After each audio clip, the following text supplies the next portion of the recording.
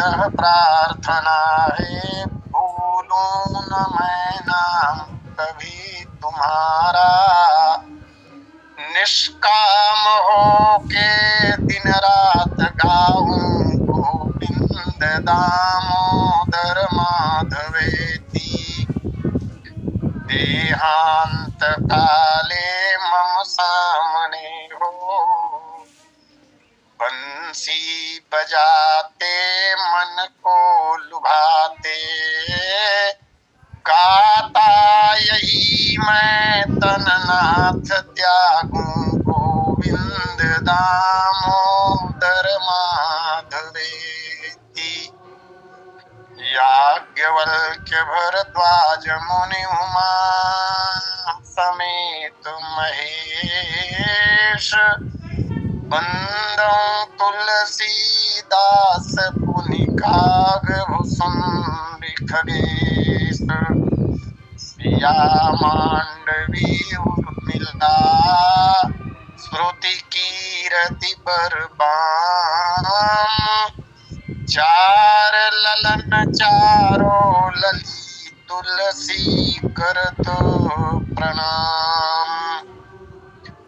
जानकी जीवनम वंदे मांडवी। मिलारं वंदे कीर्तिकांतं नमाम्यहम्। प्रभु अवतार कथा पुनि गाई। तब शिशु चरित कहे सी।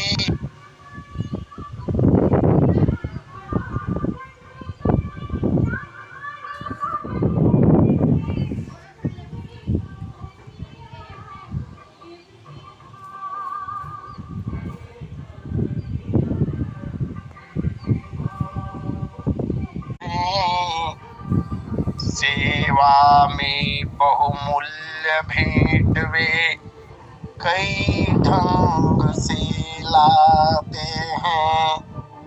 मैं हूँ एक अकिंचन भगवन, जो कुछ साथ नहीं लाया। फिर भी साहस कर मंदिर में पूजा करने को आया। धूप दीप नैवेद्य नहीं है, झांकी का श्रृंगार नहीं। हाय गले में पहनाने को फूलों का भी हार नहीं। पूजा और पूजा पा प्रभुवर, इसी पुजारी को समझो।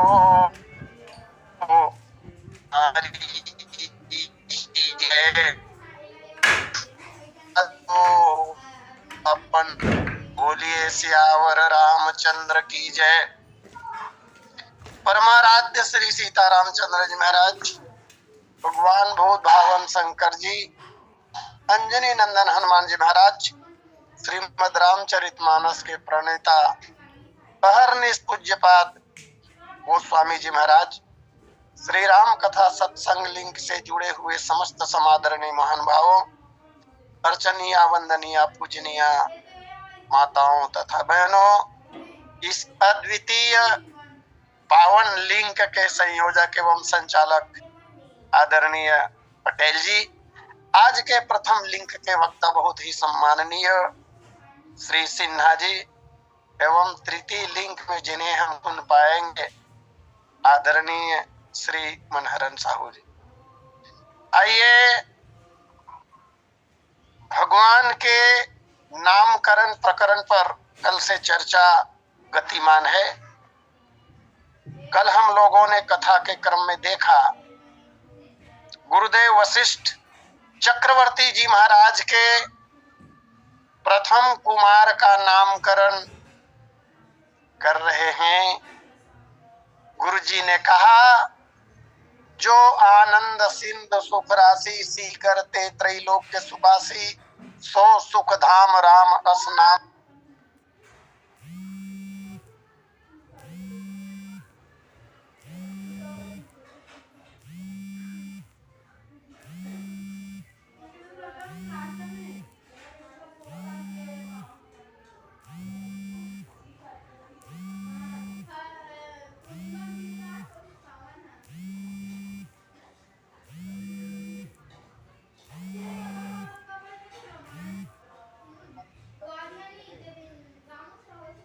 मनीषी जो बात कहते हैं, शास्त्रों ने जो गाया, राम है कौन, वैसे तो कोई कह नहीं सकता।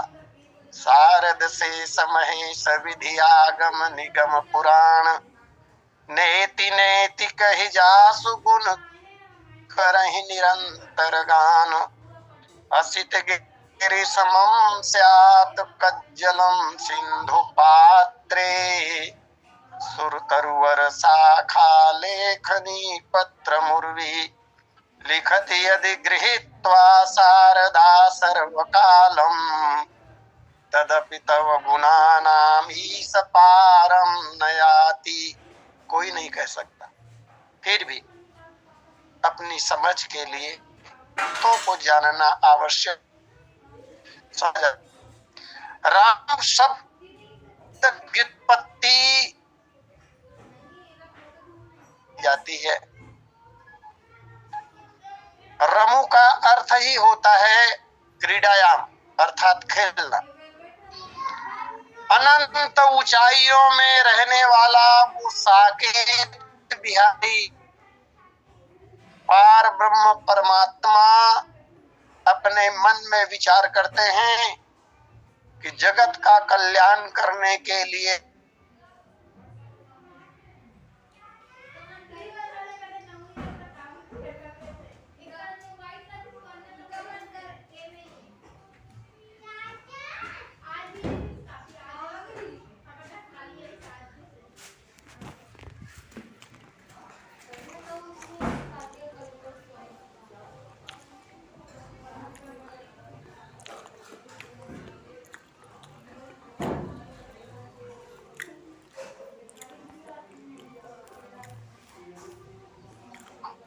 जो सब में रमण करे उस देवता को राम कहते हैं। प्यारा सा बहुत छोटा सा नाम भगवान का, लेकिन प्रभाव इतना, असर इस नाम का इतना कि विद्या की आदि देवी सरस्वती हजार फन वाला शेष नाग, चारों वेद, छहों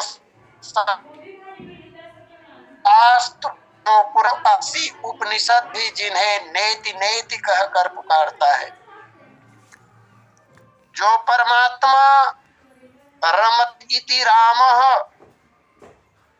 भगवान सब में रमते हैं और सबको भगवान अपने में रमाते हैं, इसलिए उस प्रभु को राम कहते हैं।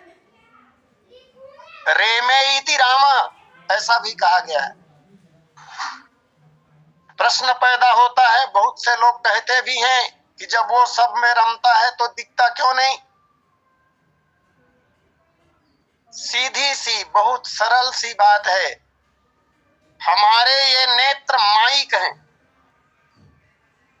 प्रकृति से बने हुए ये नेत्र, प्रकृति के गुणों से प्रभावित ये हमारे चक्षु, ये नेत्र उस दिव्य परमात्मा को कैसे देख सकता है। सीधी सी बात, इसी दुनिया का एक प्राणी शेरनी जिसे कहा जाता है, उस शेरनी का दूध फूल के बर्तन में, स्टील के बर्तन में ठहर नहीं सकते। साहित्य का अपना एक अलग आनंद है। कहा जाता है कि शेरनी के दूध को स्थिर करने के लिए, रखने के लिए सोने का पात्र चाहिए, अन्य बर्तन तुरंत टूट जाते हैं, फूट जाते हैं। तो शेरनी के दूध का जब यह प्रभाव है तो उस दिव्य परमात्मा को देखने के लिए दृष्टि भी तो दिव्य चाहिए। अभी तुरंत का दुहा हुआ दूध, उसमें यदि कोई व्यक्ति घी की तलाश करेगा तो घी तो मिलेगा नहीं, क्योंकि घी प्राप्त करने के लिए एक विशेष प्रक्रिया से गुजरना होगा। ठीक इसी तरह उस परमात्मा को देखने के लिए, उस श्री राम को जो कण कण में रमा हुआ है, कण कण में समाया हुआ है, कण कण में विद्यमान है, उसे देखने के लिए दृष्टि भी दिव्य होनी चाहिए। और जिन्होंने अपनी दृष्टि को दिव्य की, उन्होंने इसी कलयुग में भगवान का दर्शन किया। गोस्वामी जी महाराज ने भगवान का प्रत्यक्ष दर्शन किया। गोस्वामी जी महाराज तो सनेत्र हैं, उन्होंने दर्शन किया। कहा तो यहां तक जाता है कि नेत्रहीन सूरदास जी ने भी तो भगवान का दर्शन किया। तो बात यह है कि दृष्टि दिव्य चाहिए। लकड़ी को देखने से कोई ये कहे कि इसमें आग नहीं है, जबकि अति संघर्षण जो पर कोई अनल प्रकट चंदन ते होई, लकड़ी में अग्नि का वास है, एक प्रक्रिया से गुजरना होगा, अग्नि प्रकट हो जाएगी। ठीक इसी तरह कण कण में व्याप्त रहने वाला वो सर्वेश्वर, वो ईश्वर, वो परमात्मा जिसका नाम राम है, उसे देखने के लिए, प्राप्त करने के लिए एक विधि से गुजरना होगा। कवि तो कहते हैं, लोक शिक्षा के लिए अवतार जिसने था लिया, निर्विकार निरीह होकर नर सदृश कौतुक किया। बहुत सी मान्यता के लोग हैं, कोई कह रहा है कि राम भगवान नहीं है, राम को भगवान मानने के लिए तैयार नहीं है कतिपय कुछ लोग, जबकि राम ही ईश्वर है और उनका नाम इतना सुंदर है। राम सकल नामन ते अधिका हो नाथ अग खग गण बधिका। राम नाम ललाम जिसका, भगवान राम का नाम है कैसा, जो गुरुजी महाराज कह रहे हैं, जो आनंद सिंधु सुख राशि सी करते त्रैलोक्य सुपासी। वही बात कवि भी कह रहे हैं, बोले राम नाम ललाम जिसका, सर्व मंगल धाम है। प्रथम इस सर्वेश को श्रद्धा समेत प्रणाम है। ये है राम। और भी व्याख्या की जाती है आचार्यों के द्वारा। मैं ध्यान चाहूंगा, राम शब्द पर चिंतन करें। 3 मात्रा ही तो है, 2 वर्ण है, बीच में आ का मात्रा है। र का तात्पर्य है रमापति, रमापति अर्थात विष्णु, और र के बाद में आ का जो मात्रा लगा हुआ है वो है अज, अज अर्थात ब्रह्मा, और अंत में जो म वर्ण है वो है महेश, अर्थात भगवान विष्णु, भगवान ब्रह्मा और भगवान शंकर का समन्वित रूप जो है, बस वही राम है। राम कहने से भगवान ब्रह्मा, भगवान विष्णु और भगवान शंकर का बोध हो जाता है। रामचरितमानस में गोस्वामी जी ने एक बहुत सुंदर पंक्ति दी, बोले शंभु बिरंचि विष्णु भगवाना, उपजहि जासु वंश ते नाना। करोड़ों करोड़ों ब्रह्मा, करोड़ों करोड़ों विष्णु, करोड़ों करोड़ों शंकर जिनके अंश से उत्पन्न होते हैं, वे सर्वज्ञ ईश्वर राम है। और एक व्याख्या और बड़ी सुंदर लगती है, अगर राम शब्द को तोड़ा जाए तो र धन आ धन म धन अ ऐसा होगा। म में हलंत लगा के, म व्यंजन है, जब तक उसमें स्वर अ नहीं मिलेगा पूर्ण नहीं होगा। तो र धन आ धन म धन अ, र का तात्पर्य है ऋग्वेद, र का अर्थ हुआ ऋग्वेद, और आ का अर्थ हुआ आहुति प्रधान वेद। आहुति प्रधान वेद कहते हैं यजुर्वेद को। अब आया म, तो म का तात्पर्य है मधुर गान संबंधी वेद, और गान संबंधी वेद जो है वो है सामवेद। और अंत में मधन अ मैंने कहा था, तो अ का तात्पर्य है अथर्ववेद, अर्थात ऋग्वेद, यजुर्वेद, सामवेद और अथर्ववेद, ये चारों वेद जिसका गायन करते हैं, अथवा इन चारों वेदों में जिनकी चर्चा है, उनका नाम है राम। लौकिक दृष्टि से भी अगर अर्थ लगा के देखा जाए तो राम, रा का अर्थ हुआ राक्षस, म का अर्थ हुआ मरण, जिनके हाथों राक्षसों का मरण होता है, राक्षसों का संहार जो देव करते हैं, बस उस देव का नाम राम है। और कहा भी गया है, भगवान ने संकल्प तो लिया था ना, निश्चर ही न करो मही, भुज उठाई पर्ण कीन, सकल मुनि के आश्रम नि जाई जाई सुख दीन। तो ये है राम। रा का अर्थ राष्ट्र और म का तात्पर्य है मंगल। राष्ट्र मंगल जिनके हाथों में है, राष्ट्र का जो मंगल करते हैं, उस देवता का नाम राम है, राष्ट्र मंगल करने वाला। अथवा रा का तात्पर्य हुआ राष्ट्र और म का अर्थ हुआ मर्यादा, जो राष्ट्र की मर्यादा को स्थापित करते हैं, उस देवता का नाम राम है। और श्री राम के समग्र चरित्र में ये सारी बातें दृष्टिगोचर होती हैं। मैं एक नियम की बात करूं यहाँ पर, भगवान श्री रामचंद्र जी महाराज का जब वनवास हुआ, भगवान ने श्री सीता जी को अग्नि में प्रविष्ट कराया। तुम पावक मह करहु निवासा, जब लगी करो निशाचर नासा। ऐसा क्यों? इसी बात से संबंध रखता है ये प्रकरण। शास्त्रों ने ऐसा नियम बताया कि जब किसी राष्ट्र नायक के ऊपर बड़ा संकट आ जाए, अथवा राष्ट्र के ऊपर बड़ा संकट आ जाए, तो राष्ट्र नायक को चाहिए कि वह अपनी प्रिया को सुरक्षित रखने की दृष्टि से अपने गुरु के यहाँ छोड़ दे। हम सबका प्रथम आचार्य वास्तव में अग्नि देवता ही है। आहुति अग्नि देवता तो लेते हैं, इसलिए सीता को अग्नि में भगवान ने प्रवेश कराया था। और ऐसा करके भगवान ने राष्ट्र की मर्यादा को स्थापित किया।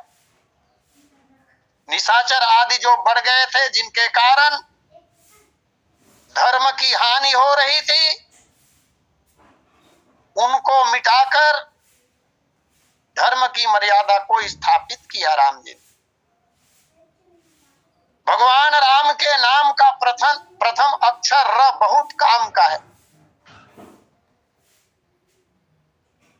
अगर वर्णों पर विचार किया जाए तो जितने रूप र के हैं, उतने रूप अन्य वर्णों के नहीं है, अन्य अक्षरों के नहीं है। र के रूप अनेक। र को बहुत प्रकार से लिखा जाता है।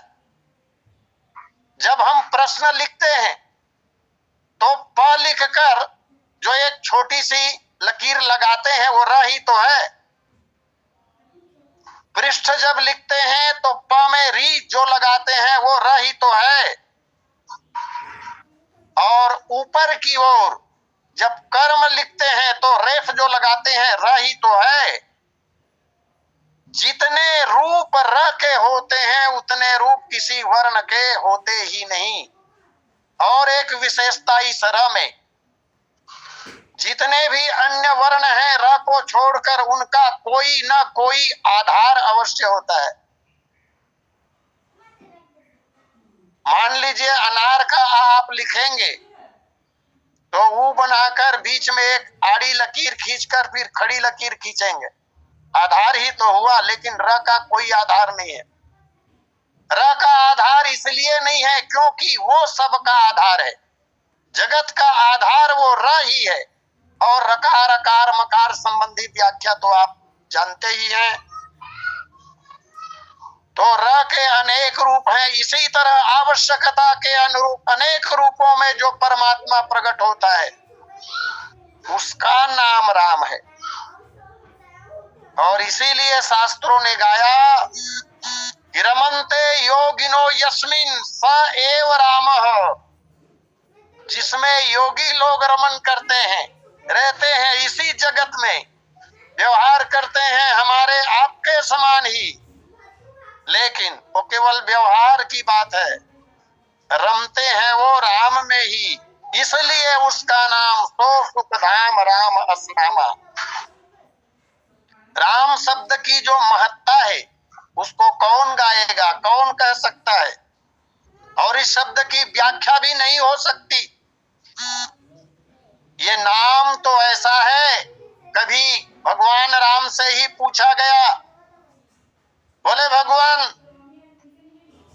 आपके नाम की महत्ता क्या है, हमारी समझ में ठीक ठाक नहीं आ रही है, कृपा कर उपदेश करें। वो स्वामी जी के शब्दों में भगवान राम ने स्वयं कहा, बोले कहाँ कहो लगी नाम बड़ाई, राम न सकहि नाम गुण गाई। ऐसा सुंदर नाम है भगवान का, और भगवान ब्रह्म ही हैं। भगवान के नाम के संबंध में बहुत सी चौपाइयां मानस जी में मिल जाएंगी, जहां श्री राम को ब्रह्म कहा गया, ब्रह्म निरूपित किया गया। जैसे राम जी के नाम के साथ ब्रह्म शब्द की आवृत्ति, राम ब्रह्म चिन्मय अविनाशी, सर्वरहित सब उर पुरवासी। इसी तरह व्यापक ब्रह्म निरंजन, निर्गुण विगत विनोद, सोयज प्रेम भगति वस कौशल्या के गोद।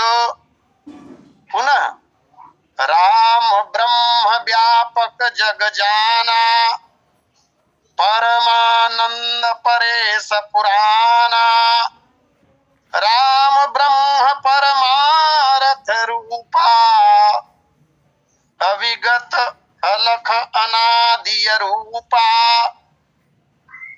परमात्मा ब्रह्म नर रूपा, होई रघुकुल भूषण भूपा। राम ब्रह्म है। और इसको एक अलग विधि से भी स्पष्ट किया जा सकता है कि राम ब्रह्म है, वर्णों के माध्यम से। ब्रह्म जब हम लिखेंगे तो ब में र रहेगा, ब्र, अथवा ऐसा भी कह सकते हैं ब, र, ह और म, ये चार वर्ण होंगे ब्रह्म में। अब अल्फाबेट में, वर्णमाला में व्यंजन के क्रम से यदि विचार करें और देखें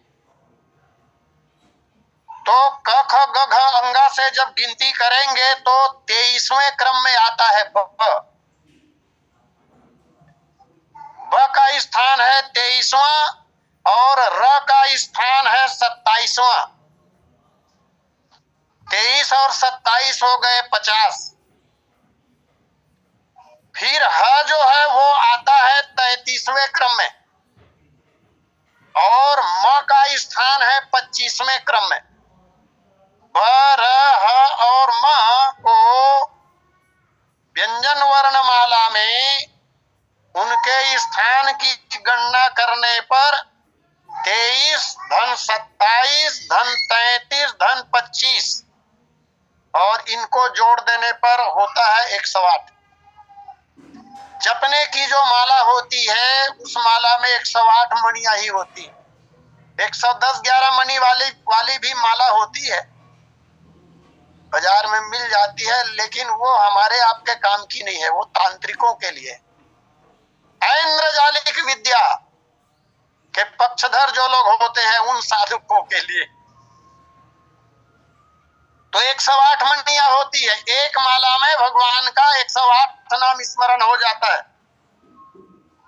और सामान्य तौर पर लोग व्यवहार में भी राम जी का नाम 2 बार लिया जाता है, 2 बार राम राम। पहले हमने गणना की कि राम ब्रह्म है, 108 की संख्या आती है। अब राम पर अगर विचार करेंगे, अभी जैसा कि मैंने निवेदन किया, र का स्थान है 27वां, र का अर्थ हुआ 27वां। अब आ का मात्रा स्वर में जाएंगे तो आ दूसरे क्रम पर, तो 27 धन 2 और म का स्थान है 25, तो 27 धन 2 धन 25 बराबर हो गया 54। और लोग जब बोलते हैं तो राम राम 2 बार बोलते हैं, एक बार खाली राम तो नहीं बोलते। एक आदमी किसी व्यक्ति से मिलेगा तो राम राम जी ऐसा ही कहेंगे 2 बार, तो 54 गुना 2 बराबर 108। इससे भी सिद्ध होता है कि श्री राम ब्रह्म है। और केवल श्री राम नहीं, सीता जी के साथ भी यही है। सीता स धन ई धन त धन आ ऐसा बनेगा। और स का जो क्रम है, क्रम में स का जो नंबर है, स्थान है, वो आता है 32वें क्रम पर। और बड़े ई का मात्रा स्वर में 4थे क्रम पर आएगा, अ आ ई। तो स का स्थान है 32, ई का स्थान है 4, त का स्थान है 16 और आ के मात्रा का स्थान है 2। तो 32 धन 4 धन 16 धन 2 बराबर ये भी होते हैं 54। तो राम राम 2 बार कहने से भी 108, सीताराम कहने से भी 54 54 108। इस तरह विद्वानों ने सिद्ध किया कि श्री राम जी भी ब्रह्म है, श्री सीता जी भी ब्रह्म है। तो गोस्वामी जी महाराज तो बहुत सुंदर बात कहते हैं, बोले ब्रह्म राम ते नाम बड़ वरदायक वरदानी, रामायण सतकोटि मह लिय महेश जी जानी। भगवान महादेव ने अपने मन में इसे ही श्रेष्ठ जानकर स्वीकार कर लिया। आध्यात्म रामायण में ये बात कहा गया है स्पष्ट रूप से, यस्मिन रमन्ते मुनियो विद्या ज्ञान विप्लवे तम गुरु प्राहरामेति रमणा द्राक्ष इत्यपि। ऐसा सुंदर नाम इस बालक का गुरु जी ने रखा। ये होता कैसे है? तो विद्या के द्वारा अज्ञान के नष्ट हो जाने पर, अब हम लोग तो अज्ञान को ही धारण करके बैठे हैं। ज्ञान की जो भूमिका है, ज्ञान की भी 7 भूमिकाएं हैं, अज्ञान की भी 7 भूमिकाएं हैं। हमारी यात्रा अभी शुरू हो रही है, बस इच्छा शक्ति बनी है शुरू करने की। उनकी भूमिकाएं 1 2 3 4 जो क्रम है, वहां पहुंचना कब होगा कहा नहीं जा सकता।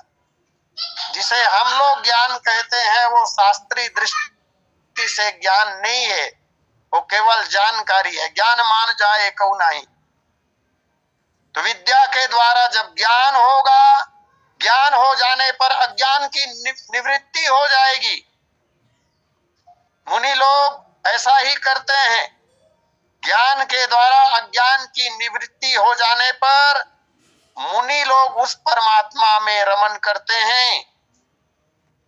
अथवा जो भगवान अपनी सुंदरता से भक्तों के चित्त को रमाते हैं, अथवा आनंद में अपने भक्तों को मग्न करते हैं, और ये स्थिति जब आती है तब वो भक्त गा उठता है, मुझे चिंता नहीं उसकी, उसे चिंता हमारी है।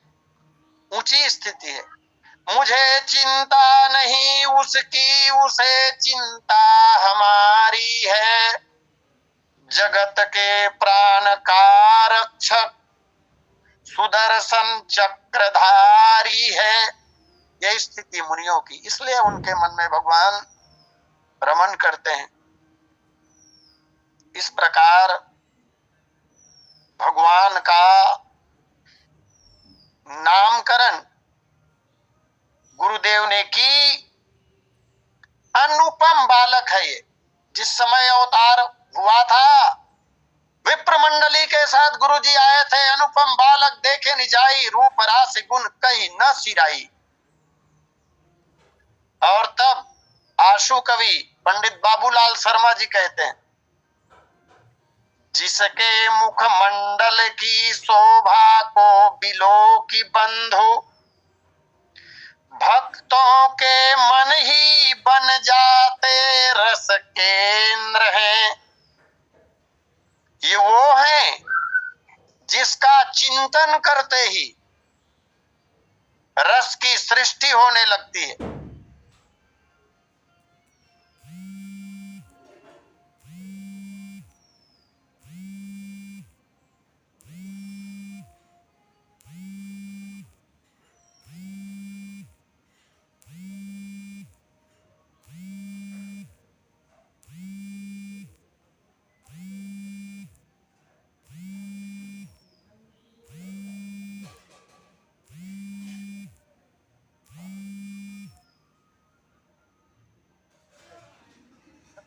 चलेगी, जुड़े रहेंगे। आनंद की सृष्टि तो हो रही होगी, तब ना हम आप जुड़ पाते हैं। अनुभव करने की बात है। और जब तक जुड़े होते हैं, पता नहीं वो समस्याएं कहां गायब हो जाती। ये विशेषता है, इसलिए उसका नाम सो सुखधाम रामस नाम है। जिसके मुखमंडल की शोभा को बिलो की बंधु, भक्तों के मन ही बन जाते रस केंद्र है। शक्तिमान ऐसे, इस नाम की शक्ति क्या है? तो शक्तिमान ऐसे कि ध्यान करते ही आती शक्ति, कलि कल्मषों के जीतने को जो नरेंद्र हैं। कलयुग के जो दोष हैं, कलयुग के जो विकार हैं, जो कल्मष हैं, उनको जीतने के लिए यह नाम बोले नरेंद्र है, राजा है। मिलता क्या है, प्रदान क्या करता है यह नाम? तब कवि ने कहा, बोले सत्यम शिवम सुंदरम, सत्यम शिवम सुंदरम का अद्भुत समन्वय है। शर्मा कवि भक्त कष्ट मोचन मृगेंद्र हैं। कष्टों को, पीड़ाओं को, दुखों को दूर करने के लिए ये मृगेंद्र अर्थात शेर हैं, वनराज हैं। इनके सामने जगत के क्लेश टिक नहीं सकते। इसलिए पृथ्वी पाताल और स्वर्ग को चलावे कौन, रमे रोम रोम में हमारे राघवेंद्र हैं। राघवेंद्र सरकार का यह पावन नाम कण कण में इसलिए रमा हुआ है, और इसलिए लोग मस्ती में आकर गाते हैं। इस प्रकार चक्रवर्ती जी के ज्येष्ठ सुकुमार भगवान का नामकरण संपन्न होता है। महारानियों के बैठने का क्रम मैंने पूर्व ही निवेदित किया था। चक्रवर्ती जी महाराज के बाएं भाग में अम्बा कौशल्या विराजमान हैं, और उनकी गोद में विराजित शिशु का नामकरण संपन्न हुआ। फिर उनके वाम अंग में महारानी कैकेयी जो विद्यमान है, उनकी गोद में भी एक बालक है जो देखने में हूबहू बिल्कुल राम जैसा है। कौन है राम, कौन भरत है, बतावे कोई। पहचान की तुलना में बोलते नहीं। आगे कथा आएगी जब भगवान लंका विजय करके आते हैं और यहाँ से भरत जी भगवान को लिवाने के लिए जाते हैं, और दोनों भाई जब आपस में मिलते हैं, अयोध्या के लोग पुष्पमाला लेकर गए हुए हैं, पहचान नहीं पा रहे हैं कि कौन राम है और कौन भरत है। दो के शीस जटा जूट दर्शनीय सत, दो के स्वरूप आज ही को हरत है। लोग आपस में पूछते हैं, अरे भाई ये तो बताओ लंका से आने वाला रघुराज कौन है और नंदी ग्राम से निकलकर उनके स्वागत में जाने वाला कौन है। तो विचारवान लोगों ने कहा, यार हम उपाय बता देते हैं, समझ में आ जाएगा कौन है।